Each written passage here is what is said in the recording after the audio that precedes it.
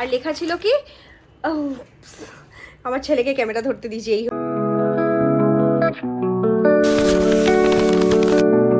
Good morning everyone, আজকে আবারও চলে এসেছি নতুন একটা ব্লগ দিয়ে। তো এখন আমি স্নান টান সেরে নিয়েছি। আজকে খুব সকাল সকাল আমার স্নান সারা হয়ে গেছে, কাজ কমপ্লিট হয়ে গেছে, ঘর দর পরিষ্কার টান, ছেলে স্কুল চলে গেছে। তো আমার হাজব্যান্ড রেডি হয়ে শুয়ে আছে, ওকে বানিয়ে দেবো একটু ম্যাগি, কারণ এখনও অবধি আমার কোনো রান্না করা হয়নি।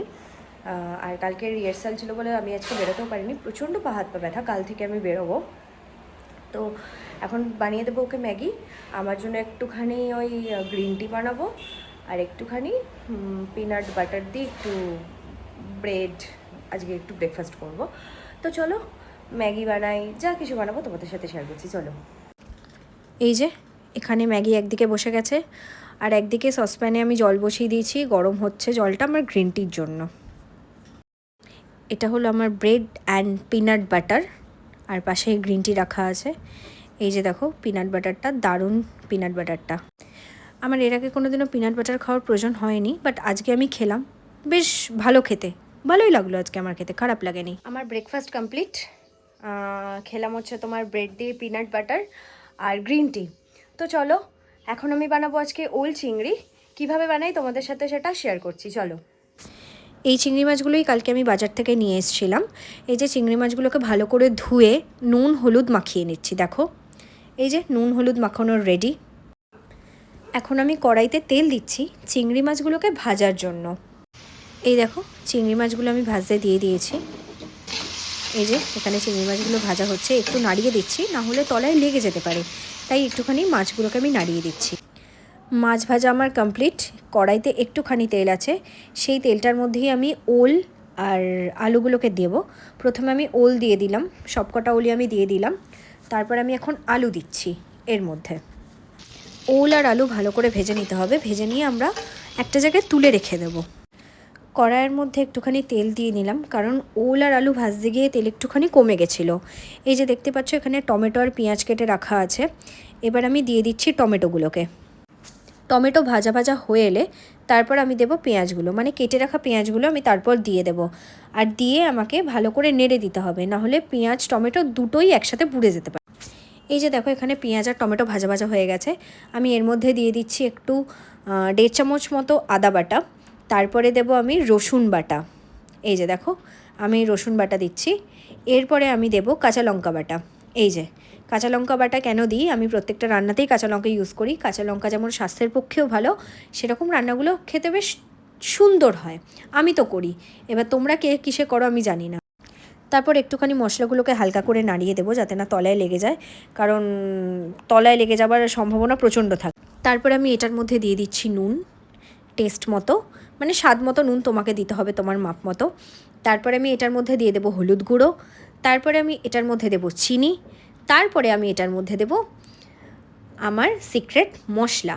এই সিক্রেট মশলাটা আমি কাউকেই বলি না, বাট এটা আমি ঘরে বানিয়েছি। আমি যেহেতু রান্নায় কাঁচা লঙ্কা ইউজ করি, তাই আমি কালার করার জন্য এই সানরাইজের কাশ্মীরি মির্চটা ইউজ করি, এটা খুব ভালো। এই যে দেখো আমি এখানে রান্নার মধ্যে দিয়ে দিচ্ছি সানরাইজের কাশ্মীরি মির্চিটা, দারুণ কালার হয়, দেখেছো একটুখানি দিতেই কালারটা কী সুন্দর হয়ে যাবে। দেখো তোমরা দেখেছো কালারটা কী সুন্দর চলে এসছে, এই দেখো দারুণ এসছে কালারটা। আমি এটাই ইউজ করি, সানরাইজের কাশ্মীরি মির্চটা না দারুণ হয়, দারুণ। হালকা করে জল ঢাললাম, জল ঢেলে আমি মশলাটাকে একটু কষাবো ভালো করে, যাতে আদা রসুন সবার কাঁচা গন্ধটা একটু চলে যায়, নাহলে খেতে কেমন লাগে। কষানো কমপ্লিট, আমি এর মধ্যে দিয়ে দিচ্ছি ভেজে রাখা আলু আর ওলটা, দিয়ে আমি আবারও একটুখানি ভালো মতন করে কষিয়ে নেব। তাহলে কি হবে বলো তো, মশলাগুলো না একটু আলু আর ওলের ভেতরেও যাবে। এরপর আমি ঢালছি জল, জল দিচ্ছি একটু নিজের, তোমরা যতটা ঝোল খেতে চাও তোমরা ততটাই জল দিতে পারো, তো আমি একটু বেশি করেই দিয়েছিলাম। তারপরে এই যে আমার ছেলে বাড়ি আসতে আমি একটু রসনা বানাচ্ছিলাম, কেননা রসনা না ঠিক গ্লুকন্ডি গুলে দিচ্ছিলাম, কেননা আমার মাও বললো যে একটুখানি বানা, গরম থেকে এসছে ছেলেটা, একটুখানি ওকে গুলে দে, আমাকেও বানিয়ে দে একটুখানি। এই যে দেখো এখানে আমি 3 জনের জন্য একটু একটু করে গ্লুকন্ডি বানাচ্ছিলাম, আমার জন্যও বানাচ্ছিলাম, কারণ আমারও না গ্লুকন্ডি খেতে দারুণ লাগে। এই যে দেখো আমি গ্লুকন্ডি গুলে নিচ্ছি, 3 জনের জন্যই এখানে গুলবো। এটা আমার মায়ের জন্য, ফার্স্টে আমার জন্য গুললাম, তারপর এটা আমার মায়ের জন্য, তারপর এটা আমার ছোট্ট সোনার জন্য, আমার মিহারের জন্য এটা আমি গুলছি সবার লাস্টে। ও হাঁ করে বসে আছে আমি ওকে কখন গ্লুকন্ডিটা দেবো। এই যে ওকে গ্লুকন্ডিটা দিতেই ও খেতে শুরু করেছে, এত ভালোবাসে। আমি ওকে বললাম কি রে আমার সাথে চিয়ার্স করবি না, বলতেও চিয়ার্স করছে দেখো। তারপরে ওর পাপা ওর জন্য একটুখানি ম্যাগি রেখেছিল বাচ্চাটার জন্য, সেই ম্যাগিটাই ও খাচ্ছে এখন বসে বসে। ও এসেই ম্যাগি দেখতে পেয়ে গেছে, বলছে আমাকে ম্যাগিটা দিয়ে দাও আমি খাবো। এই যে তোমাদের সাথে কথা বলতে বলতে আমার ওল চিংড়ি প্রায় রেডি হয়েছে, ওল আলু সবই সেদ্ধ হয়ে গেছে। এরপর আমি এর মধ্যে ভেজে রাখা চিংড়ি মাছগুলোকে দিয়ে দেবো, দিয়ে একটুখানি নাড়িয়ে নেবো আর একটু ফুটিয়ে নেবো, কেননা তাহলে তোমার চিংড়ি মাছের ফ্লেভারটা গোটা তরকারিটাতেই পাওয়া যাবে। এই যে আমি কি করি, ওলের তরকারির টেস্ট বাড়ানোর জন্য আমি একটুখানি ঘি দিই। আমি শুনেছি যে ওলের তরকারিতে যদি একটু ঘি দেওয়া হয় তাহলে নাকি টেস্টটা আরও বেড়ে যায়, এটা আমার ঠাকুমার থেকে শোনা। এই কারণে এই যে দেখো ঘি দিয়ে আমি একটুখানি তরকারিটাকে একটুখানি ভালো করে নাড়িয়ে নিচ্ছি। ওল চিংড়ির ফাইনাল লুকটা দেখাই, চলো।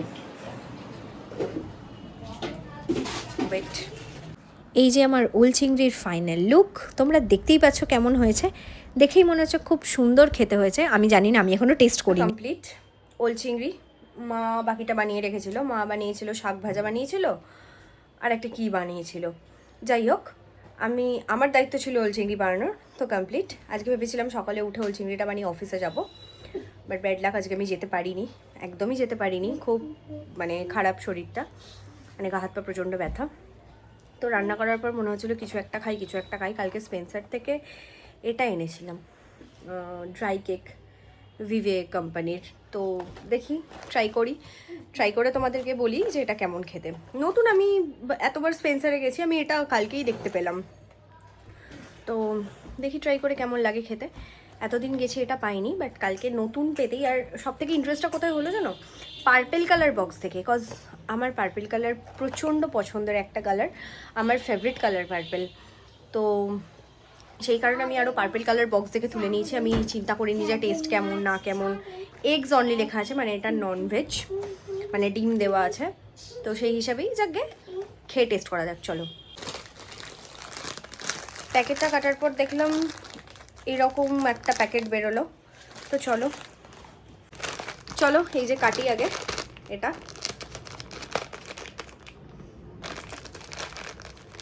ওয়াও, মিনি টোস্ট এটা, আর লেখা ছিল কি,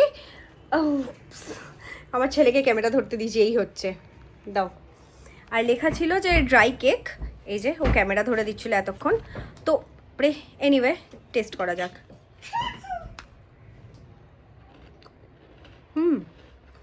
ভালো কথা, তুই খাবি?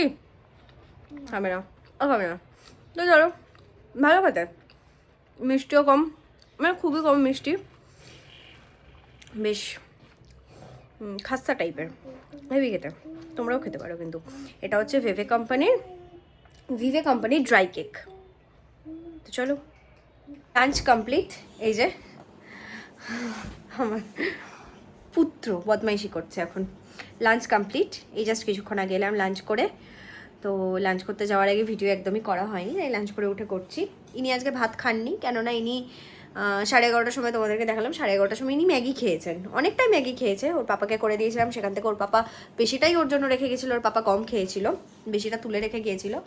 তো সেই ম্যাগি খেয়েছে বলে ও আজকে আর ভাত খায়নি। তার সাথে তো এটা ওটাও টুকটাক চলছে, এই বিস্কিট এসব খাওয়া চলছে। এই জন্য আজকে ওনার পেট ভর্তি, আমিও নিজে যেহেতু দেখেছি তাই আমি আর ওনাকে জোর করিনি যে না থাক, গরমে বেশি চাপাচাপি করে খাওয়ালেই বমি করে দেবে, তো সেই কারণে আমি আর ওকে জোর করিনি। তো উনিও ভাত খাননি, আজকে আমি একা খেয়েছি শাক ভাজা আর ওল চিংড়ি যেটা বানিয়েছিলাম সেটা দিয়ে। তো কি, ওল চিংড়িটা খুব ভালো হয়েছিল, ভালো হয়েছিল আজকে খুব। ওল চিংড়িটা আমার বড় খেয়ে হয়তো খুব ভালো বলবে, জানি না এবার ওর ব্যাপার সেটা। তাই তো, তুমি কি খেয়েছো, এদিকে আসো। ও শুধু চিংড়ি মাছটা খেয়েছে, ও ভাতটাও খায়নি, ভাবো, ও শুধু চিংড়ি মাছ খেয়েছে। তো চলো, আচ্ছা ঠিক আছে, হয়েছে, ঠিক আছে। তো চলো মিহার চুপ, আবার বিকালে দেখা হচ্ছে, চলো। আমার ছেলের আবদার, ওর বড় পুপুকেই নাকি ওকে ম্যাগি বানিয়ে খাওয়াতে হবে, তাই এই যে বেচারা বাড়ি যাওয়ার সময় আমার ছেলের জন্য ম্যাগি বানাতে বসে গেছে, বলছে দে ভাই ম্যাগিটা বানিয়ে দিই, ও যখন আবদার করেছে। এই দেখো ওর এখানে ম্যাগি বানানো কমপ্লিট। ডান্স প্র্যাকটিস কমপ্লিট, বিকাল থেকে একটাও ভিডিও আমি বানাতে পারিনি, সত্যি পারিনি, কেননা ঘুম থেকে উঠেই, মানে ঘুম ঠিক না, আমি হালকা রেস্ট নিচ্ছিলাম, উঠেই ল্যাদ খাচ্ছিলাম, তো যাই হোক, দুজনেই এসেছিলো, ননদ দুজন। প্র্যাকটিস কমপ্লিট হয়ে গেছে, প্র্যাকটিস হয়ে গেছে। আজকে খুব একটা প্র্যাকটিস হয়নি, যেটুকু পেরেছি খুঁড়িয়ে খুঁড়িয়ে করেছি, কারণ প্রচণ্ড গা হাত পা ব্যথা। তো নো প্রবলেম, ঠিক আছে চলো। তো আজকের ভ্লগটা এই পর্যন্ত, কালকে আবারও দেখা হচ্ছে নতুন একটা ভ্লগ নিয়ে। আজকের মতো টাটা।